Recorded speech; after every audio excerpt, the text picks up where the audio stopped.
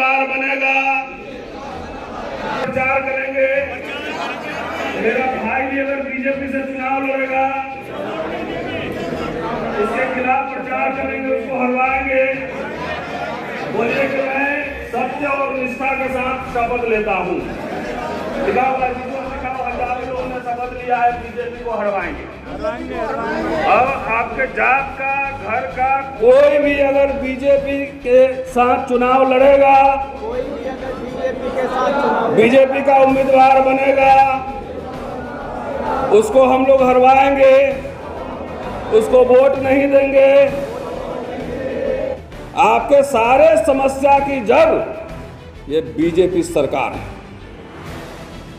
BJP सरकार है, no EVM. तो मोदी जी का स्टाइल में आज बोलने वाला हूं। भाइयों बहनों, सुने कि नहीं? 2 करोड़ रोजगार मिला क्या? जोर से बोलिए। 2 करोड़ रोजगार मिला क्या? हाथ उठाइएगा। 15 लाख रुपए आए क्या?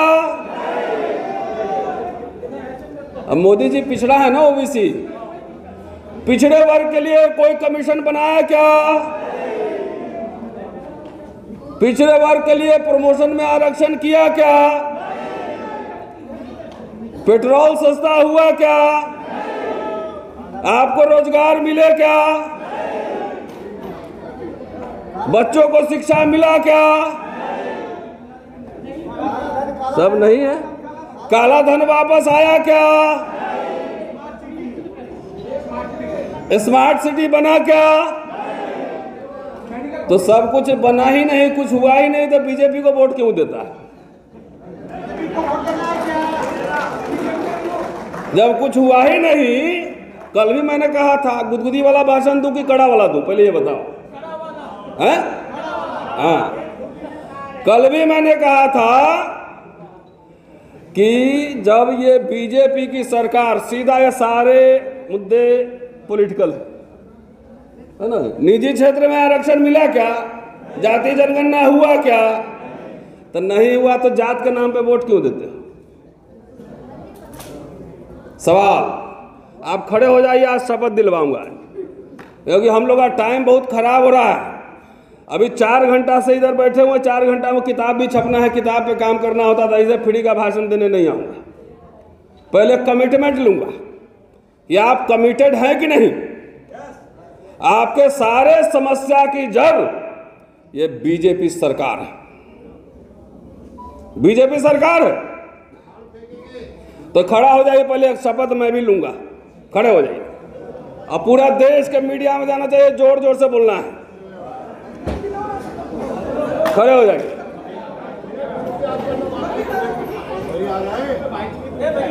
जो बोलूंगा वही बोलिएगा, जोर जोर से। जरा विजुअल भी ले लेना पीछे का।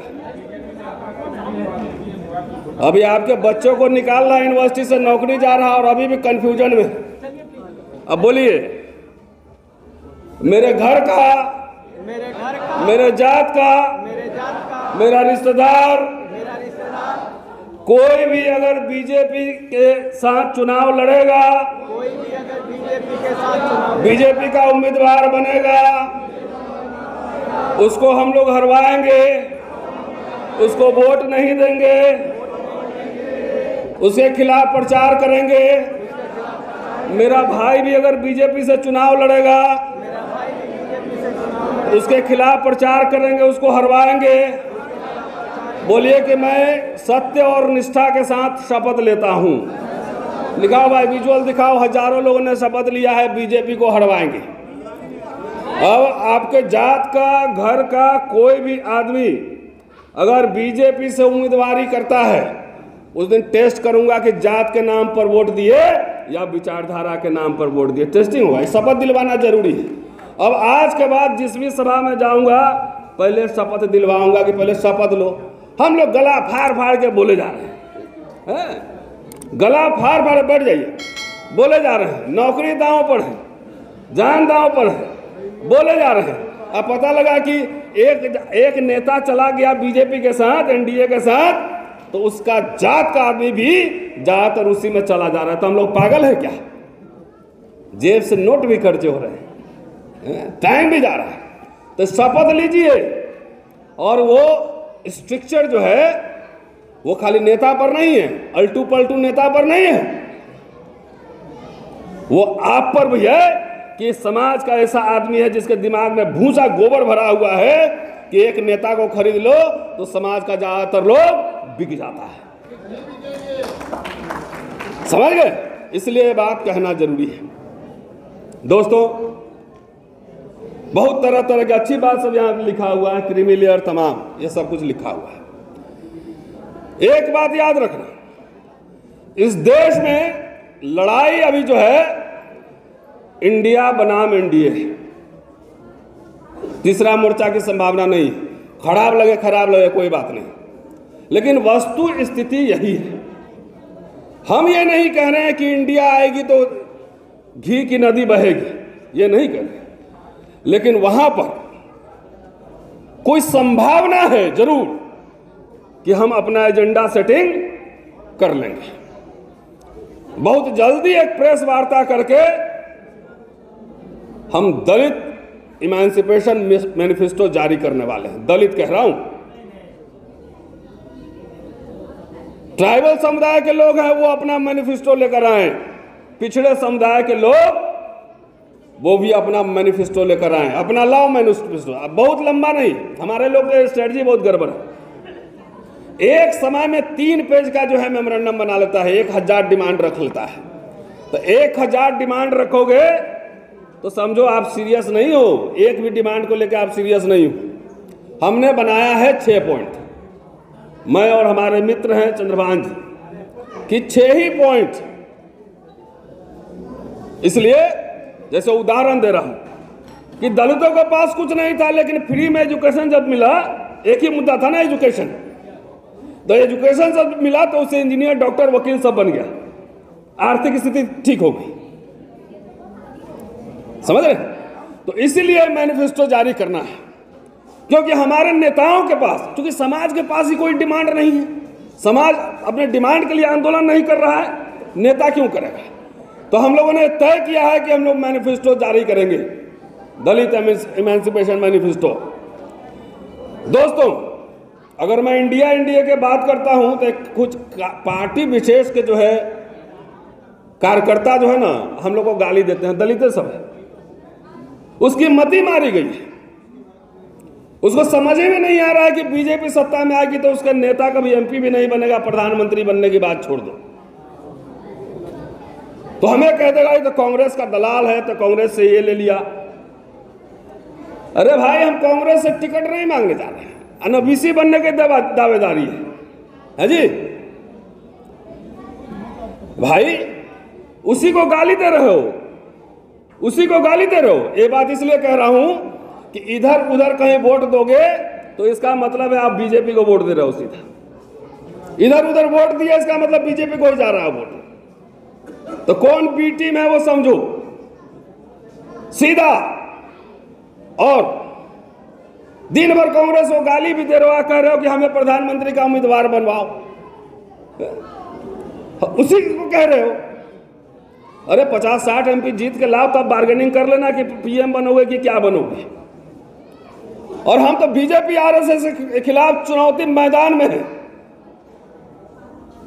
जो आरएसएस के समर्थन से और जो बीजेपी के समर्थन से जो सरकार बना चुका हो, अगर वो दलित मुक्ति की बात करे तो समझना कहीं ना कहीं प्रॉब्लम है।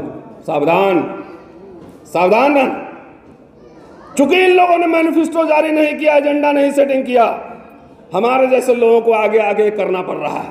आपसे न वोट मांगने जा रहा हूं अपने लिए, न टिकट मांगने जा रहा हूं, न चंदा मांगने जा रहा हूं। भानु प्रताप जी ने जो कहा वो ईवीएम आधुनिक मनुस्मृति है। और ये ऐसा मनुस्मृति है कि जी मत समझिए कि खाली शूद्र अतिशूद्र को चापेगा। ये ऐसा मनुस्मृति है कि 3% लोगों को छोड़कर, मोदी और शाह के जो समर्थन में नहीं है उनको छोड़कर, पंडित जी भी होंगे तो उसको भी चापेगा, कास्ट होंगे उसको भी चापेगा, भूमिहार होंगे उनको भी चापेगा, छोड़ेगा किसी को नहीं। तो इसीलिए इसको मनुस्मृति कहते हैं। जो उनसे डिसएग्री करेगा किसी को नहीं छोड़ेगा। तो साथियों, ये कि चूंकि कल भी मैंने कहा था कि पॉलिटिकल इशू है, अपना वोट बर्बाद मत करना।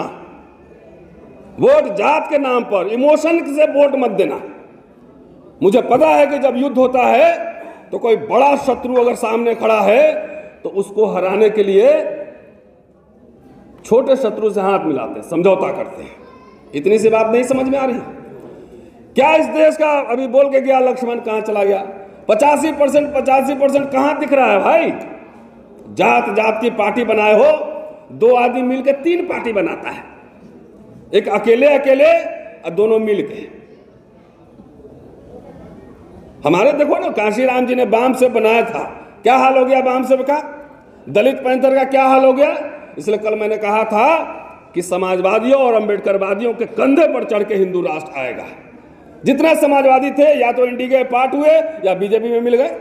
जॉर्ज फर्नांडिस, रामविलास पासवान, शरद यादव, सब लोग लंबे समय तक रहे, उन्हीं के कंधे पर चढ़ के आया।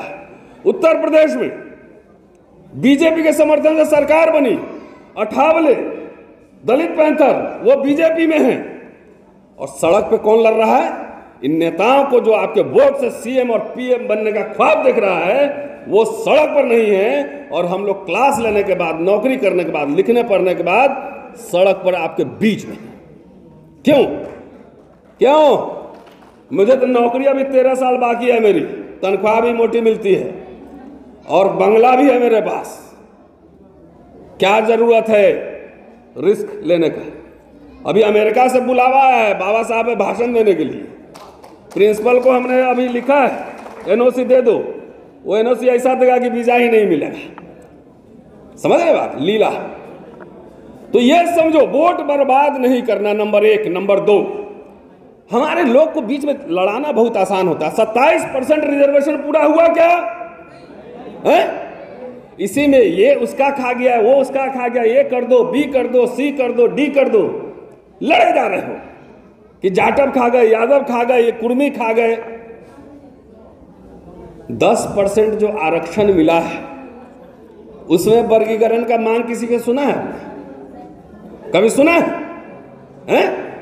तो हमारा समाजी भूखा नंगा है कि आपस में ही भिड़ा हुआ है। अरे रिजर्वेशन कोई केक थोड़ा ही है। प्रोफेसर बनने के लिए एमए पास करना पड़ेगा, पीएचडी करना पड़ेगा, नेट करना पड़ेगा, तब आप बनेंगे। ये थोड़े ही कि जात के हिसाब से आपको वहां रिप्रेजेंटेशन हो रहा है। ये तो कंपटीशन है। तैयार करो, पढ़ो, तो भिड़ाता है और कान में जाएगा। ये आरएसएस का प्रचार तंत्र बता रहा हूं, ये आपकी आंख खोलने के लिए। इलेक्शन के समय बोलेगा कि मुसलमान लोग चला जाएगा पाकिस्तान ना, तो नवाब साहब के हवेली तुम्ही को मिलने वाला है, और उनका जो जमींदारी जमीन है वो भी तुम्ही को मिलने वाला है।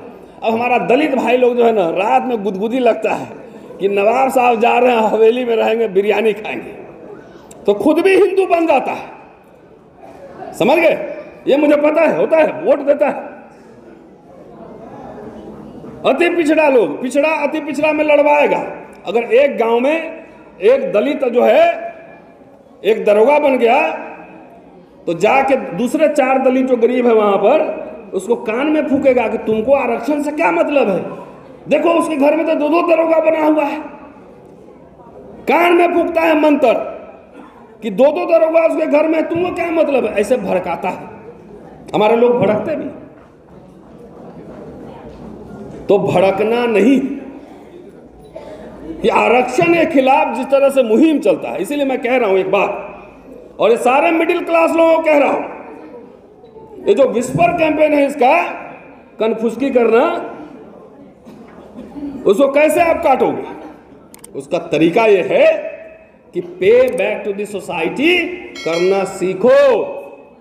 नहीं तो आपके बच्चों को भी कुछ है, वैसे भी आरक्षण खत्म हो रहा है, सबको खेत में भेजने की तैयारी चल रही है। हर वो मिडिल क्लास अपने गांव के अपने गरीब बच्चा को, एक दलित बच्चा को, आदिवासी बच्चा को, अति पिछड़ा को, एक बच्चा को पढ़ाने की जिम्मेदारी नहीं। एक बच्चा, अगर 10,000 लोग एक एक बच्चा को पढ़ाएंगे, 10,000 लोग एक एक बच्चा को पढ़ाएंगे तो 10,000 बच्चे पढ़ेंगे, उसमें से हो सकता है कि 10 बाबा साहब अम्बेडकर भी बन के निकले, कोलंबिया भी जाए, लंदन भी जाए, ये संभावना है। जब खेती नहीं जोतोगे तो फसल कहां से मिलेगा? ये काम हमारा समाज नहीं करता है, भाषण बहुत करता है खाली। देश में कब्जा कर लें, हुक्मरान बन जाएंगे, वो बन जाएंगे।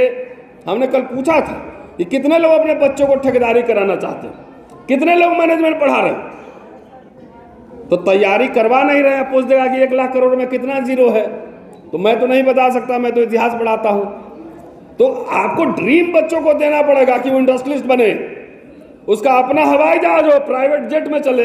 तो ड्रीम देते हो बाबू बन जाओ, क्लर्क बन जाओ, तो राजा कहां से बनेगा? उसको बताओ कि तुमको जो है इंडस्ट्रियलिस्ट 10,000 करोड़ का बनाना है, तब ने जो इंडस्ट्री का, फाइनेंस डिपार्टमेंट का जो टेक्निकल बात है वो सीखेगा। हम आप सीख जाएंगे। हमको अभी दे देगा 500 करोड़ का ठेका, तो हम लेके क्या करेंगे? मुझे पता ही नहीं कैसे खर्च करना है। तो ये गंभीरता से कह रहा हूं कि इसका जो बीजेपी आरएसएस का कैंपेन चलता है भाई से भाई को लड़ाने का, उसका काट यही है कि जो साथी भी सुन रहे हैं, सब एक बच्चा को अंग्रेजी मीडियम में पढ़ाने का जिम्मेदारी लो। 2 से 3 हज़ार रुपया खर्चा महीना का होगा। इससे कोई उतना बचा के तुम लाल किला नहीं बना लोगे, नहीं बनाओगे लाल किला। और मैं कह रहा हूं तो मेरे इतिहास के बारे में पता भी कर लेना है। एक ओबीसी बच्चा लंदन पढ़ाया गया, 25 लाख रुपए दिए गए उसको। एक बच्चा जर्मनी में पढ़ा, एक बच्ची अभी कलकत्ता में पढ़ रही है। तीनों मिला के 45 लाख रुपए खर्च दिया गया पढ़ाने का, फुल। अब पूछेगा पैसा कहां से लाए? ईडी वाला पकड़ेगा। हमने आप ही लोग से मांगे और सीधे उसके अकाउंट में घुसवा दिए। याद है ना? जिन लोगों ने दिया होगा सीधे उनका अकाउंट में डालो इसमें, ठीक। अब ये काम ऐसा नहीं है कि आप लोगों ने चंदा नहीं दिया, लेकिन बहुत लोगों को जो चंदा दिया उसका चंदा मट्टी हो गया। वो खाली 2-2 घंटा का भाषण मिला। भाषण ही शासन है, इसमें हमारे लोग बहुत एक्सपर्ट हैं। 3-3 घंटा भाषण दिला लो, लेकिन university, school, college, English education के क्या मायने हैं, इसमें चर्चा नहीं मिलता। अभी भाई साहब एक इंजीनियर साहब बैठे हुए, अमेरिका में इंजीनियर थे इधर, और सवर्ण समुदाय के हैं, बिहार से आए हैं कल शामिल होने ईवीएम के आंदोलन में। तो मिला जुला के जो कहना है, जो शत्रु हमारा सामने है उससे तो जंग जारी रहेगी, लेकिन हम लोग भी अपनी सामाजिक जिम्मेदारी को निभाएं। सरस्वती शिशु मंदिर में आरएसएस अपना नेता पैदा करता है। हमारा नेता जो है सोचता है कि खाली कैडर कैंप में पैदा हो जाएगा, रिटायरमेंट के बाद आता है नेता बनने। तो जब ऊर्जा नहीं रहेगी, पढ़े लिखे लोग, आपको अंग्रेजी बोलने वाले लोग संसद में, विधानसभा में नहीं जाएंगे, तो बहस क्या करेंगे? ठेंगा। 10,000 लोग ऐसे पैदा करो। क्यों लक्ष्मण यादव बोलेगा, रतनलाल बोलेगा? खाली हर यूनिवर्सिटी से, हर शहर से, गली गली, गांव गांव से ऐसे बहादुर लोग पैदा करिए, तब जाके आपकी मुक्ति होगी। नहीं तो इतिहास के छात्र होने के नाते मैं दावे के साथ कह रहा हूं, मैं इतिहास पढ़ता हूं ना, तो जितना पीछे देखता हूं ना, उतना ही आगे भी देखता हूं कि आगे क्या होने वाला है। तो कम से कम आपकी गुलामी निश्चित है। बाद में ये मत कहना कि हमने जताया नहीं, समझाया नहीं था। जब जंगल में आग लगी हुई है और सब लोग भाग रहे हैं, हम लोग भाग नहीं रहे हैं, बहादुरी के साथ मोर्चे पर लड़ रहे हैं कि जब इतिहास लिखा जाएगा, जब हम नहीं रहेंगे, तो आने वाली पीढ़ियां कम से कम याद रखेगी कि जब तुम्हारे बच्चों के स्कूल, कॉलेज, रोजगार सब बंद किए जा रहे थे, तो कुछ लोग वैसे थे जो सड़क से लेके संविधान, कॉन्स्टिट्यूशन क्लब तक लड़ाई लड़ रहे थे। इसलिए भी कह रहा हूं, इसलिए सिर्फ ताली नहीं बजाना है। गांव के पास देखो, सबसे ब्राइट बच्चा कौन है? सेनापति तो एक ही होता है, एक साथ लाखों बच्चे नहीं पढ़ा सकते हैं, लेकिन पूरे देश में आवाज जा रही है सोशल मीडिया के माध्यम से। एक एक बच्चा पढ़ाओ, दूसरे राज्य का पढ़ाओ, गरीब बच्चे का पढ़ाओ। अगर ये नहीं करेंगे तो आरएसएस, बीजेपी कामयाब हो जाएगा ये कहने के लिए कि उसका बेटा तो आईएएस बन गया, तुम्हारा बेटा तो जूता ही सी रहा है, तुमको क्या मतलब है? ये विस्पर कैंपेन उनका चल रहा है। इसी के लिए हमारे लोगों के आपस के बीच भी तनाव, लड़ाई, झगड़ा चल रहा है, क्योंकि काउंटर आइडियोलॉजी हमने दिया। काफी है आज के लिए। तो जो शपथ याद रहेगा, सब लोग चुनाव प्रचार में अब मूड में आइए और आरएसएस बीजेपी के खिलाफ जो है चुनाव प्रचार अभियान चलाइए। नहीं तो राम राष्ट्र की घोषणा मोदी जी कर चुके हैं। पिछड़ों के कंधों पे चढ़ के ही और कुछ दलितों के कंधों पे चढ़ के ही वो हिंदू राष्ट्र आने वाला है। अपने कुल्हाड़ी से अपना पांव मत काटिए। शुक्रिया। जय भीम।